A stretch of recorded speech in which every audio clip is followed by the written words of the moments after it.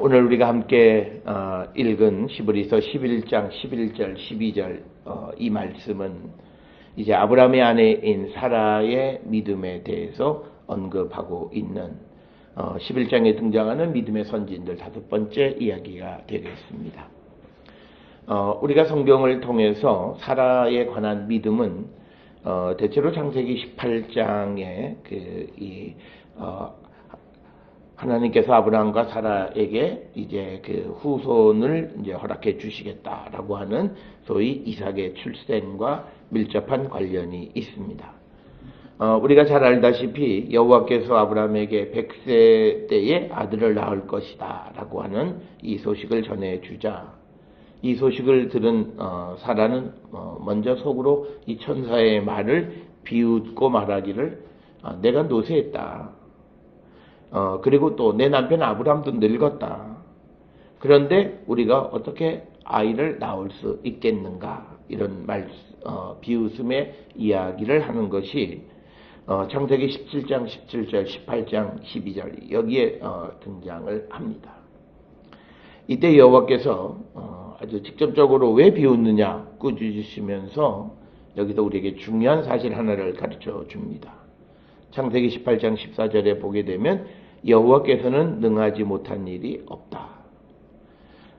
우리는 교회를 다니면 누구나가 이 말은 수없이 들어왔고 또 그리고 나는 이 말을 믿는다고 말은 하지만 그러나 정작 우리가 세상을 살아가면서 정말 하나님께서는 능하지 못한 일이 없음을 우리가 말로 고백하고 그 고백에 걸맞는 행동, 삶을 살아가고 있는가 우리를 한 번쯤 돌아보는 자들이 되어야 할 줄 압니다. 그 이유는 우리가 살고 있는 이 시대는 모든 것이 눈에 보여지는 것에 가치를 두는 그런 시대에 우리는 살고 있습니다. 그래서 아무 어떤 좋은 말을 해도 그것이 실질적으로 무엇으로 내게 드러나지 않으면 사람들은 그것의 가치를 좀처럼 받아들이려 하지 않습니다. 심지어는 하나님의 말씀으로 주어져 있는 것조차도 그것이 자기에게 직접적인 어떤 이해관계 속에서 이득을 주거나 자기를 위로하거나 자기에게 어떤 유익을 주지 않으면 그 말씀을 전혀 깨닫지 않으려고 하는 그런 현실 속에 우리는 살아가고 있습니다. 그래서 우리는 말씀으로는 여호와께서는 능하지 못한 일이 없다라고 말은 하지만 그러나 실제로 우리가 살아가는 삶에서는 내가 깨닫는 부분에서만 하나님은 능하신 분. 그래서 하나님은 제한적인 능력을 가진 분으로 우리가 그렇게 생각을 하고 그래서 우리는 그 부분에 내가 바라는 것과 하나님께서 허락해 주지 않으실 것 같은 그리고 그런 환경적에 있는 모든 문제를 해결하기 위해서 그때 우리는 불법 그리고 해서는 안 되는 일들을 행하는 것이 오늘 우리가 살아가는 삶이고 그러면서도 우리가 그것이 남에게 들켜지지 않으면 이게 은혜다. 이렇게 우리가 말하는 그런 시대에 살고 있습니다. 정말 우리가 이 여호와께서는 능하지 못한 일이 없으신 그 하나님 그 믿음을 우리가 가지고 있겠는가라고 하는 것 그것을 우리는 한 번쯤 돌아보시면서 불가능을 가능하게 하시는 하나님의 이 역사가 내게도 나타날 수 있음을 우리는 확실히 믿는 자들이 되어야 됩니다. 우리는 성경을 통해서 창세기의 창조 이야기, 노아 홍수의 이야기, 출애굽의 이야기, 또 가나안 정복의 이야기들은 많이 알고 있지만 그러나 그것이 실질적으로 내 삶에 이어지지 못하는 한계를 가지고 있습니다.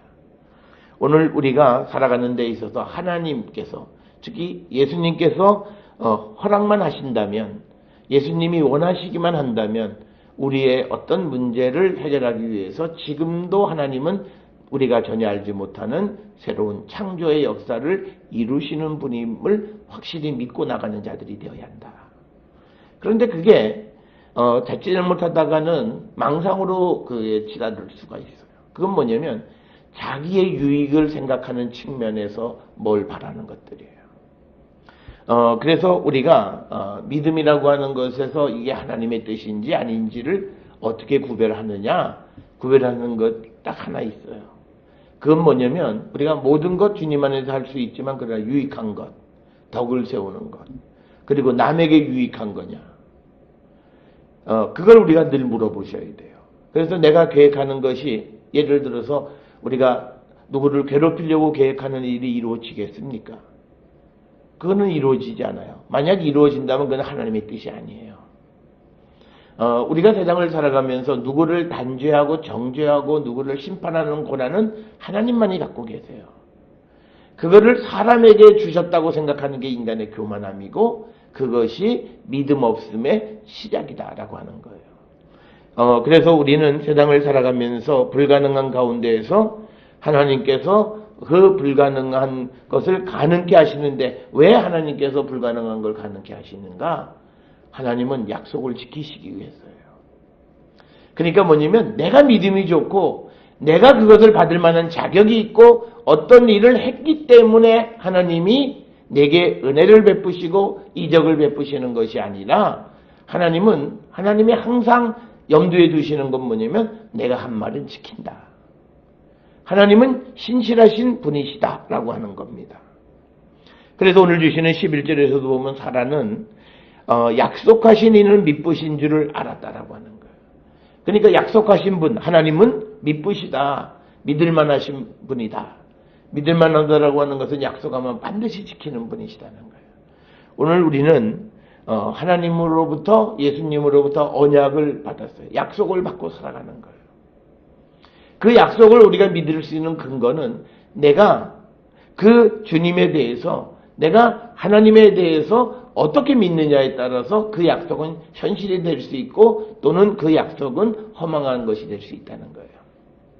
여러분 우리는 요즘은 잘 쓰지는 않습니다만 예전에 우리나라의 상거래 중에 요즘 뭐 큰 기업에서는 아직도 사용하지만 약속어음이라는 게 있어요.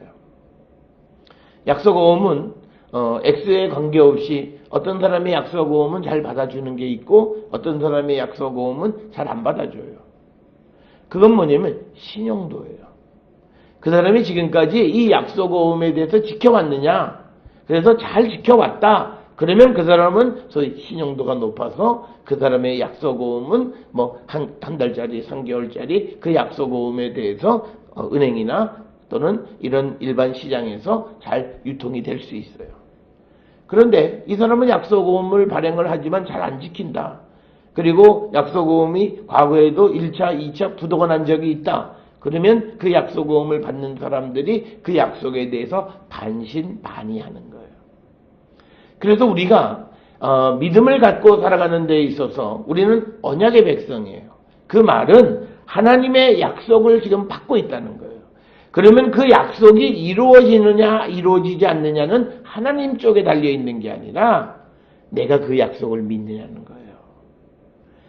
많은 사람들은 할 수 없어서 하나님 해주시겠지라고 말은 해요. 그런데 실질적으로는 이게 안 되면 어떡하지? 걱정을 해요. 이미 걱정한다라고 하는 거는 신뢰가 없는 거예요. 그거는 좀 부정적인 거를 아니죠. 이건 100% 이게 신실하다, 믿을만하다라고 하는 건 99%는 믿을만한 거 아니에요. 믿을만하다라고 하는 것은 100%예요. 그래서 우리의 믿음이 이건 하나님 말씀은 100%야.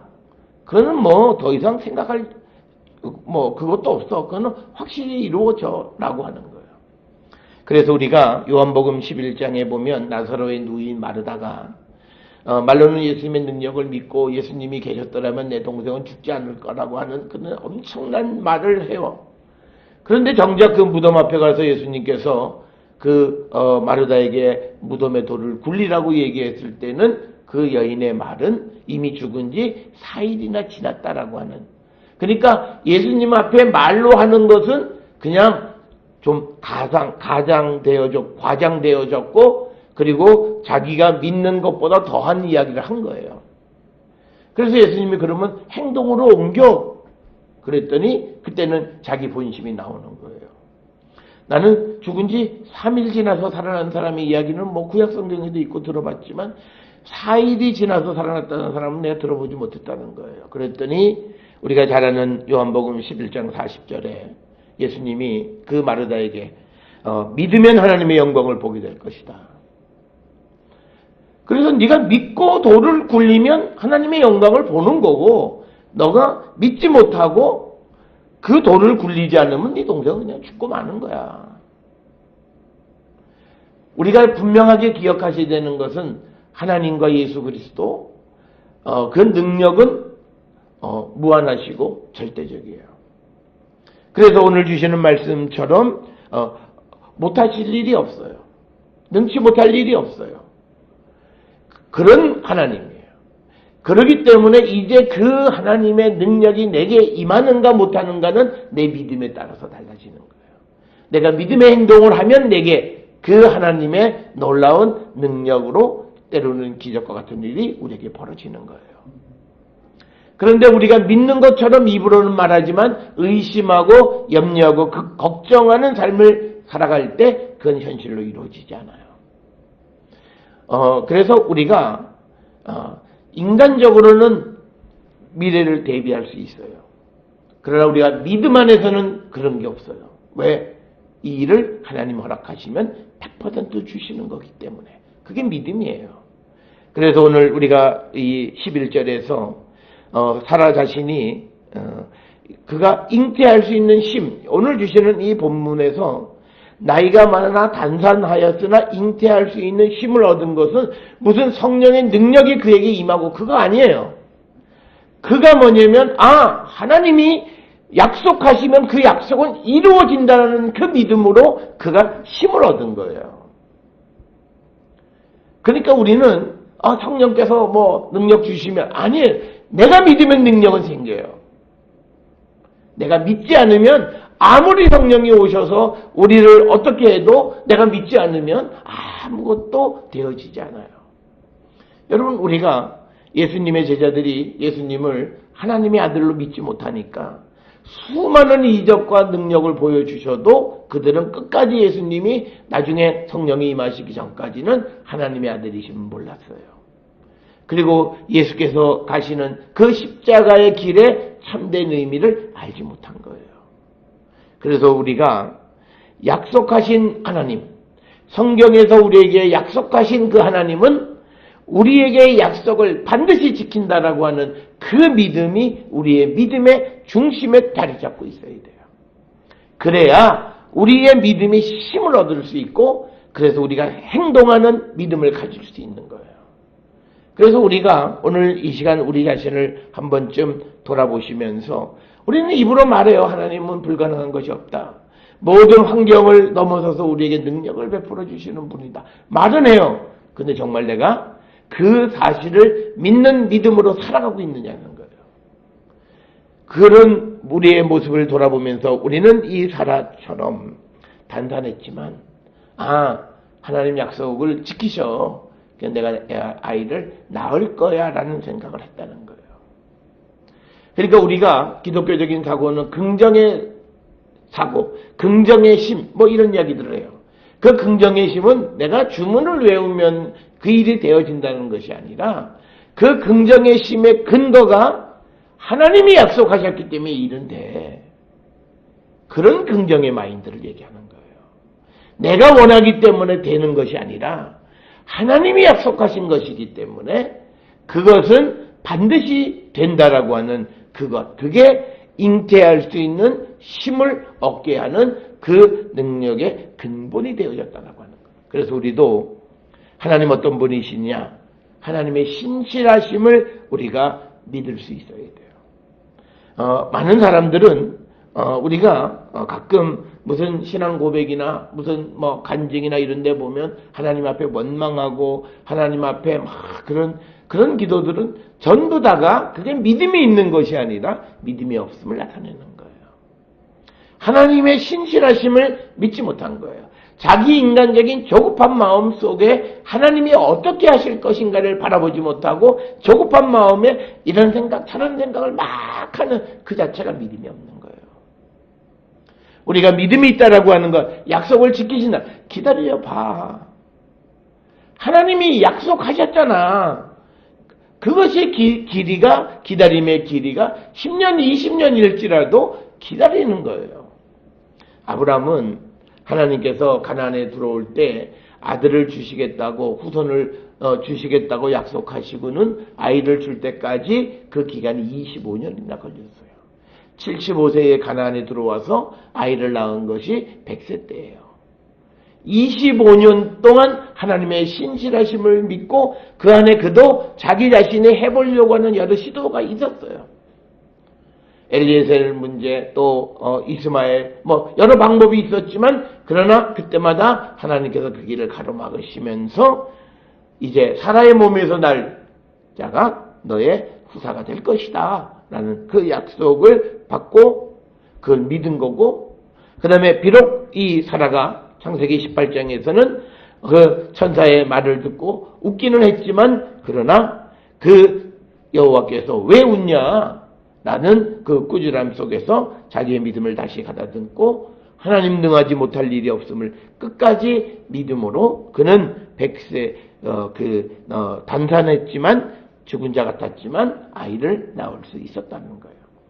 그래서 성경에 나오는 창조의 역사는 오늘도 주님이 나를 위해서 얼마든지 하실 수 있는 역사라는 사실을 우리가 믿어야 돼요. 그것은 세상을 만드시는 하나님의 그런 보편적인 창조, 오늘 나를 구원하기 위해서 하나님이 필요하시다면 그 창조의 역사가 내게도 나타남을 믿는 게 그 믿음이에요. 하나님은 얼마든지 하실 수 있어요. 또 하나님이 그런 능력을 하지 않고도 하실 수 있는 방법이 있다면 또 그 방법을 통해서 하나님은 그 약속하신 것을 이루어 주시는 분이시다라고 하는 겁니다. 그래서 여러분, 우리가 하나님께서 내게 주신 약속은 내가 죽을 때까지 마음에 간직하고 그것을 가지고 가는 거예요. 조금 기다리다가 그건 다 개꿈인가 봐. 그건 다 이루어지지 않았어. 그래서 내팽개치는 것 내가 생각하고 1년, 2년 정도 가지고 있다가 그렇게 팽개치는 그런 것이 아니라 내가 죽을 때까지 갖고 가야 하는 것, 그리고 내 생에 그 약속이 이루어지지 않았더라면 내 자녀들을 통해서라도 그 약속은 이루어 주실 거라고 하는 그 믿음을 갖는 거예요. 그게 아브라함과 사라에게서 나타나는 믿음이에요. 그래서 우리는 과연 이 믿음이 있는가?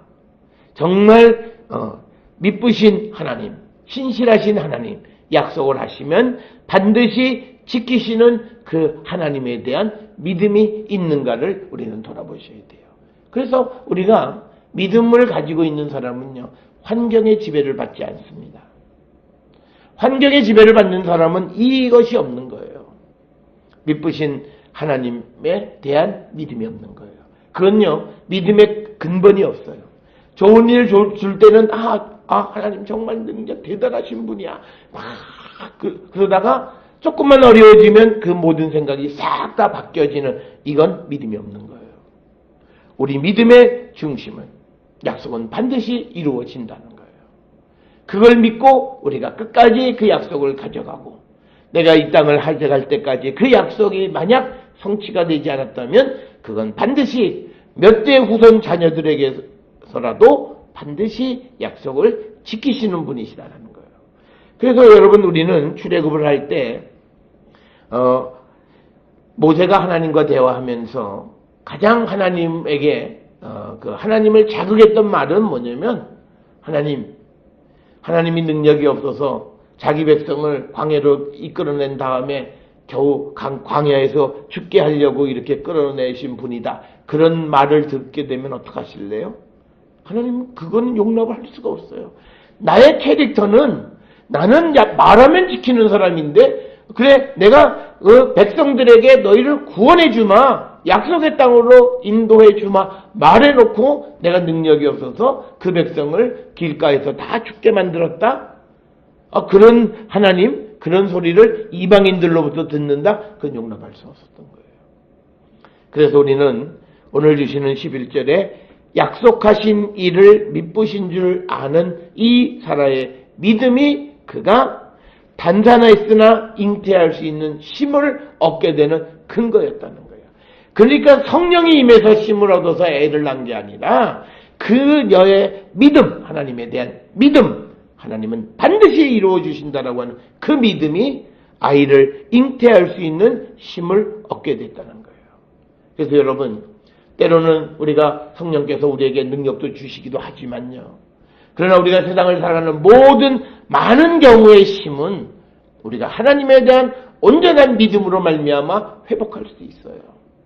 꼭 밖에서 들어와야만 되는 것이 아니라 내가 하나님에 대한 확고한 믿음을 갖게 될 때 내가 이 세상의 모든 어려움과 난간을 이길 힘을 얻게 되는 거예요. 오늘 주시는 본문에 이 사라의 그것을 믿음으로 오늘 칭송하는 것을 기억하면서 우리의 믿음을 돌아보는 그런 시간이 되었으면 하고, 12절에 죽은 자 같은 사람, 이 말은 생명을 잉태할 수 없는 자란 뜻이에요. 그러니까 뭐냐면 이 말은 앞에 11절에 나와 있는 나이가 많아 단산하였으나 라고 하는 말과 같은 의미예요. 그러니까 죽은 자와 같은 사람으로 말미암아 하늘의 허다한 별과 해변의 무수한 모래와 같이 많은 후손이 생육했다라고 하는 거예요. 그러니까 하나님의 능력은요, 죽음에서 생명을 잉태하는 거예요. 이건 예수님의 삶이에요. 예수님이 이 땅에 오셔서 죄로 인해 죽을 수밖에 없는 우리를 죽음으로부터 생명으로 이끌어 주신 것이에요. 그래서 우리의 믿음은 물질로 세상의 출세로 뭐 인생의 그런 게 아니라 정말 내가 죽음에서 생명으로 인도되어짐을 믿는 거예요. 하나님은 능히 그 일을 내게 이루어 주실 수 있음을 믿고 나가는 그 믿음이 믿음의 중심의 자리를 잡아야 돼요. 오늘날 우리는 무슨 대학 입시, 요즘 이제 예비고사 이 수능이 가까워지면서 많은 교회들이 무슨 대학 보내고, 대학 가는 게 인생의 전부는 아니에요. 인생의 가장 우리가 이 한국 땅에서 살아가는 사람들에게 있어서 하나님을 만날 수 있는 가장 좋은 때예요. 그때를 우리는 다 미신과 같이 보내요. 절간에 가서 굿하는 것처럼 보낸단 말이에요. 그 아이들에게 너가 이때 하나님 만나야 너 인생이 잘 돼. 그러니까 정말 하나님을 만나라고 그 아이들에게 참된 믿음을 가르쳐줘야 되는데 전부 다 미신과 같이 전부 다 굿해요. 전부 다 길거리에다가 사람 이름 플랜카드 붙여놓고 그걸 위해서 비나이다 하면 잘 되는 것처럼 생각하는 거예요. 그런데 정작 본인들은 하나님을 만나지 못해요. 가짜 믿음이에요. 사람을 속이는 그런 사기성 믿음이잖아요. 설령 대학을 간다 할지라도 하나님 만나지 못하고 대학 가는 게 무슨 의미가 있어요. 그래서 우리는 정말 하나님은 죽음 가운데 있는 나를 생명으로 이끌어 주시는 그분임을 믿는 거예요. 그걸 믿을 때는요, 학벌이 문제가 안 되는 거예요. 그러니까 우리가 한국 기독교가 이 예수 그리스도의 십자가의 의미를 잘만 우리가 소개만 해주고 그걸 가르쳐만 줘도요, 우리 사회를 많이 바꿀 수 있었어요. 학벌 중심의 무슨 이런 그 아주 나쁜 모든 폐해를 제거할 수 있는 좋은 거예요. 가장 중요한 건 예수 그리스도를 믿음으로 말미암아 당신이 성공했다 안 했다, 당신이 무슨 대통령이다 장관이다 이게 중요한 게 아니라 당신은 죽음에서 생명으로 옮겨지는 그 일을 위해서 예수를 만나는 게 당신의 삶의 가장 소중함을 가르쳐줘야 되는 거예요. 그래서 오늘 주시는 이 12절에서도 이 사라가 아이를 낳았다라고 하는 거기에 초점이 아니라 죽은 자가 생명을 잉태하게 됐다는 거예요. 그러니까 우리가 죄로 인해서 죽을 수밖에 없는 자들이 예수를 만남으로 인해서 우리가 살고 또 우리가 다른 사람의 생명을 구원하는 일을 감당하게 되는 그 역사, 그걸 믿고 나를 통해서 그 일이 이루어짐을 확실히 믿고 나가는 그 믿음을 우리가 가져야 됨을 오늘 우리에게 가르쳐주는 거예요. 여러분, 우리가 이 히브리서를 잘 보시면 히브리서는 구약에 나와 있는 거 별로 긍정적으로 보지 않잖아요. 지금 이 아브라함의 믿음 앞에 에녹의 믿음 또는 노아의 믿음 또는 아벨의 믿음 이런 믿음을 얘기하지만 그들의 믿음이 결국은 그들 자체도 죽고 만다. 결국은 그들이 영원한 생명에 들어가지 못한다. 예수 그리스도가 없으면 그걸 가르쳐 주는 거예요. 우리가 이 히브리서 11장을 통해서 이들의 믿음으로 인정받는 사람들의 믿음을 우리도 본받자라고 하는 게 아니라 이들도 한계가 있다는 거예요. 이건 마치 무엇과 똑같으냐면 우리가 앞에서 예수님의 대제사장권을 설명할 때 지상에 있는 레위 자손들의 제사가 온전치 못했던 것처럼, 그래서 예수님이 오셔야 되는 것처럼 구약시대 때 살았던 사람들의 믿음이 온전치 않다는 거예요. 예수 그리스도가 없기 때문에 그걸 가르쳐 주는 거예요. 그래서 우리가 여기 이 11장에 나와 있는 사람들의 믿음을 통해서 이 사람들 대단하다. 이런 믿음. 물론 이 믿음을 넘어서는 믿음을 가져야 되는 거예요. 그렇다고 해서 이 믿음이 전부를 의미하는 것은 아니라고 하는 사실을 우리는 꼭 기억하는 자들이 되었습니다. 그런데 우리가 그 사실을 알 수 있는 건요, 이 히브리서 11장 39절 40절에 보면 이 사람들은 다 믿음으로 말미암아 증거를 받았으나 약속된 것을 받지 못했다라고 되어 있어요. 이는 하나님이 우리를 위하여 더 좋은 것을 예비하셨다는 거예요. 예수 그리스도를 얘기하는 거예요. 우리가 아니면 그들로 온전함을 이루지 못하게 하려 하심이라. 이렇게 기록이 되어 있어요. 그러니까 결국은 이 11장에 있는 믿음, 이 사람들이 훌륭하다, 그런 걸 얘기하는 게 아니에요. 그래서 우리는 성경에서 우리가 어떤 사람의 믿음을 우리가 거울 삼는 거는 필요하지만, 그러나 그 믿음이 마치 우상처럼 되어지는 것은 성경의 생각이 아니에요. 며칠 전에 말씀드렸듯이 성경은요, 어떤 조상숭배 또는 어떤 황제나 사람 성인 숭배 이런 걸 금해요. 그래서 이 사람들은 믿음으로 말미암아 증거를 받아 약속된 것을 받지 못했다는 거예요. 이들도 한계가 있다는 거예요. 그래서 우리가 오늘 주시는 이 본문의 말씀, 이 사라의 믿음, 그래서 그가 아이를 많이 낳았다. 그러면요, 이건 물질과 똑같은 거예요. 없는 사람이 애 많이 낳았으니까 복이다. 가난한 사람이 부자가 됐으니까 복이다. 이것과 똑같은 거예요. 그게 아니라 여기서 보여주려고 하는 건 죽은 자가 생명을 잉태하는 자가 되어졌다는 거예요.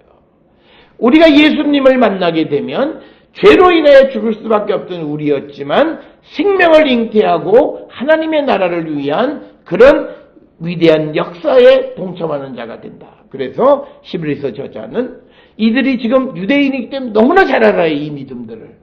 그런데 그게 아니라 그것을 넘어서는 믿음.